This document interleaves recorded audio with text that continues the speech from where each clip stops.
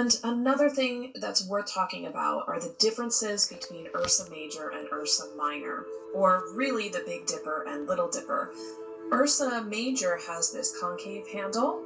It's larger in size, and more of its stars are visible, or I should say, of the same magnitude. Ursa Minor, its handle curves in a different way when you compare it to Ursa Major. It's a smaller constellation, and only three of the stars are really visible in the sky. Here's another comparison when you just see them next to each other. Handles are different, okay? And most of the stars are visible or of the same magnitude, where here just three of them are bright.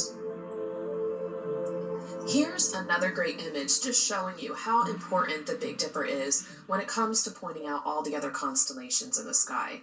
So we talked about the pointer stars pointing towards Polaris, and the Polaris is in Ursa Minor. And if you keep continuing along that path, you can find Pegasus, or the Great Square of Pegasus. You can also use the arm or the handle to arc to Arcturus, and then spike to Spica. Arcturus is a bright star in the constellation of Bootes, and Spica is the brightest star in Virgo. And you can use this image just to help you understand how you can use the Big Dipper to point to many other constellations in the sky throughout the entire year. Now let's briefly discuss some of the history and mythologies associated with Ursa Major. The first known record of this constellation was seen in the Babylonian star catalogs, which was a catalog of over 71 stars and constellations. It discussed pairs of constellations that rose and set together, the path of the moon and the planets. It had a solar calendar, all kinds of information that was important for the timing of agricultural activities. We also see a depiction of Ursa Major in the Book of Fixed Stars that was written by Al-Sufi. He was a Persian astronomer and wrote the Book of Fixed Stars around 964. This was a combination of astronomy knowledge recorded by Ptolemy in the 2nd century, along with indigenous Arabic knowledge of the sky. In terms of mythologies, there is so much to cover about this constellation because there's so many stories and legends, but one that comes to mind is that from Roman mythology about Callisto and Arcus.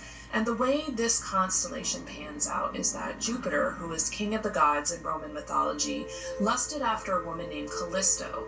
Callisto had a son named Arcus, and Jupiter's wife Juno believed that the sun was Jupiter's. So Juno transformed Callisto into a bear, so Jupiter no longer desired her. And one time Arcus encountered his mother in bear form while hunting, and he nearly killed her, but Jupiter instead transformed Arcus into a bear along with his mother and placed them in the sky in order to protect them. Another legend of Ursa Major that I discovered was from the Native American Iroquois tribe, and it's about a bear and the three hunters. It is said that these three stars right here in Ursa Major represented hunters. One hunter carried a